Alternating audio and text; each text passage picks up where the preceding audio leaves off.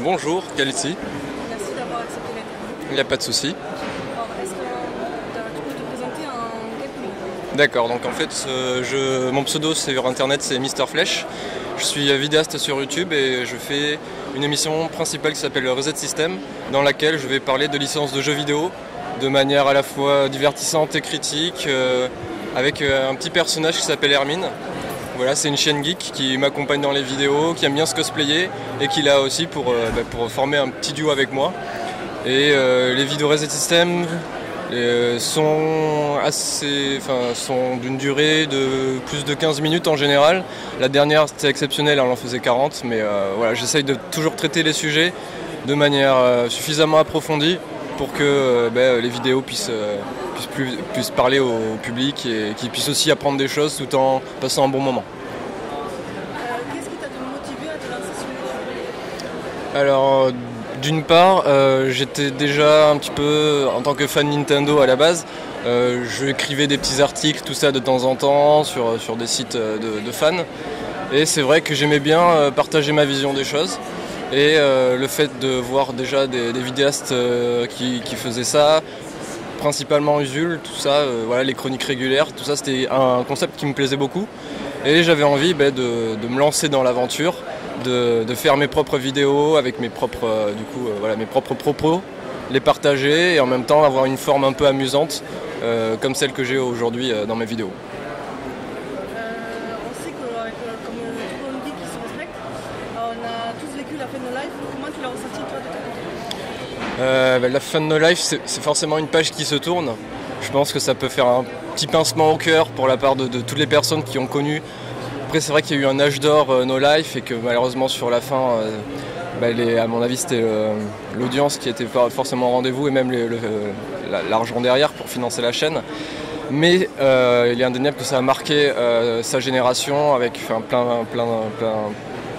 plein de gens qui sont passés à No Life et qui aujourd'hui ont marqué leur temps d'internet et qui ont aussi beaucoup apporté à nous en tant que fans. Donc voilà, forcément petit pincement au cœur, mais j'espère que ça sera aussi qu'il y aura de nouvelles choses derrière peut-être qui se feront, à voir comment ça évoluera.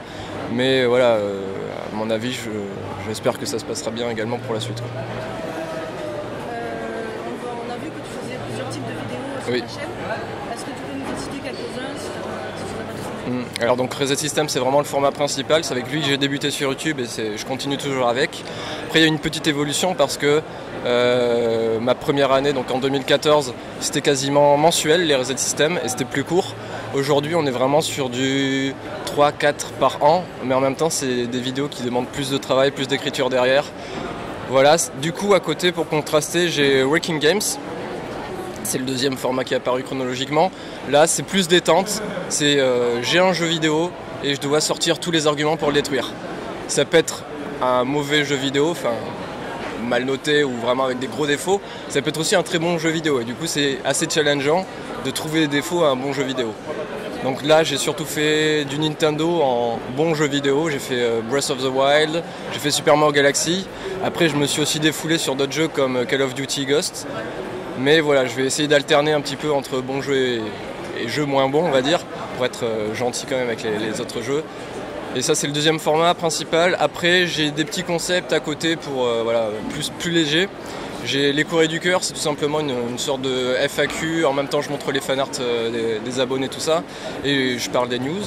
J'ai le point Nintendo, donc là c'est vraiment une petite capsule on va dire où je vais parler d'un sujet que j'ai envie sur le thème de Nintendo.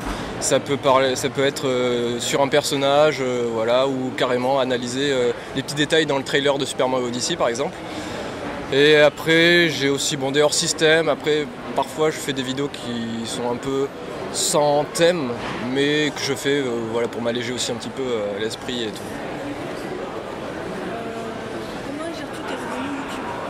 Alors pour mes revenus YouTube, j'ai plusieurs sources. J'ai Tipeee, donc en mensuel. J'ai Utip également. Je sais pas si tu connais Utip, mais il y a moyen en fait pour les gens de regarder une publicité et ça te fait gagner quelques centimes là-dessus. Donc voilà, c'est la différence du type où vraiment les gens donnent de l'argent. Là, ils doivent regarder une publicité et ça fait gagner un peu d'argent. Et sinon, YouTube, évidemment, la source de revenus. Ça me fait peut-être 200 à 300 € par mois. Et du coup, forcément, c'est pas assez pour vivre. Et à côté, voilà, je donne des cours particuliers. Aussi, je prends des commandes pour mon auto-entreprise, que ce soit en création de sites web et création de vidéos. Donc j'ai des petites commandes et voilà, tout ça qui me permettent de vivre chaque mois, mais c'est encore très précaire. Et voilà grosso modo les 3 sources de financement via YouTube que j'ai en tout cas, enfin via mes vidéos. Est-ce que tu as un conseil à donner à des jeunes personnes qui doivent se lancer sur la YouTube ou web Ouais. Alors je pense déjà qu'en cherchant conseil sur YouTube, ils vont déjà trouver pas mal de gens qui l'ont fait. Il y a fait Anton Daniel qui en a fait une grosse vidéo. Du coup c'est vrai que j'ai un peu répété ce qui se dit déjà, mais le son c'est le plus important. Après tout dépend aussi du style de vidéo, c'est-à-dire que si on part sur du sketch filmé, c'est pas pareil que du let's play, c'est pas pareil qu'une chronique en voix off. Du coup il faut déjà bien bosser aussi ses scripts. L'écriture c'est super important, c'est aussi ça qui va accrocher, c'est qu'est-ce que tu apportes au spectateur. Et de plus aussi que ce qui se fait déjà par rapport à côté. Du coup il faut aussi avoir un certain style je pense, que ça soit graphique mais aussi style d'écriture, tout ça. Et c'est vrai que c'est aujourd'hui très dur de se lancer dans YouTube si on veut en vivre. Donc faut déjà commencer à tâter le terrain, voir si on peut être régulier, voir s'il y a de l'audience, si on arrive à capter de l'audience. Et voilà, si on commence à franchir vraiment un cap significatif d'abonnés, on peut commencer à réfléchir sur le long terme si c'est rentable ou pas, mais ça reste quand même très précaire.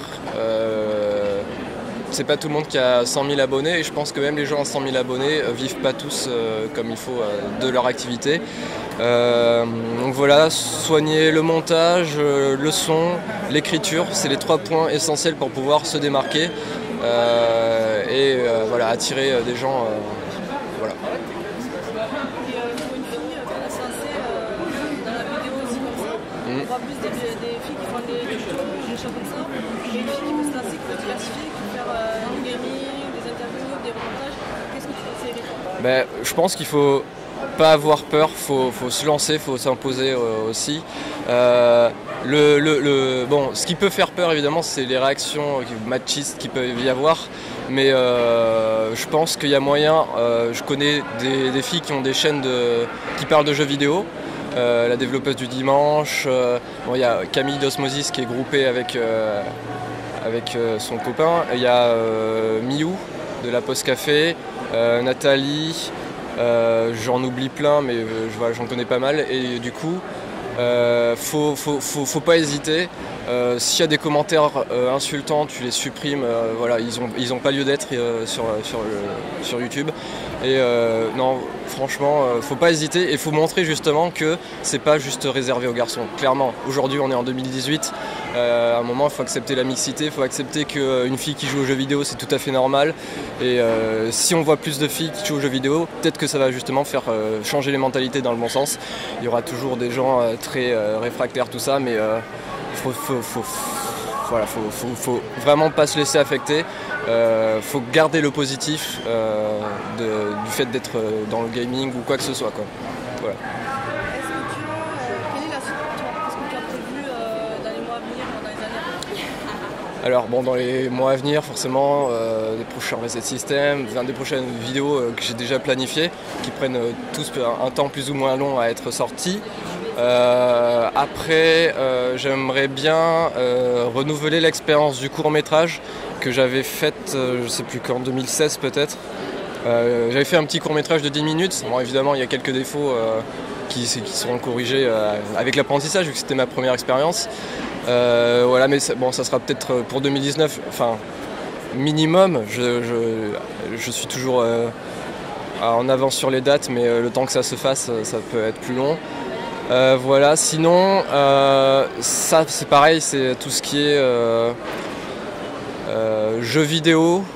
J'aimerais bien, mais c'est pareil, c'est avec le temps et mon activité de vidéaste, à mon avis, ça va pas être avant quelques années. Donc c'est vrai que sur le long terme, j'aimerais bien pouvoir créer un ou plusieurs jeux vidéo, m'associer avec des personnes et pareil en termes de manga, histoire, tout ça, voilà, c'est des projets qui sont en tête.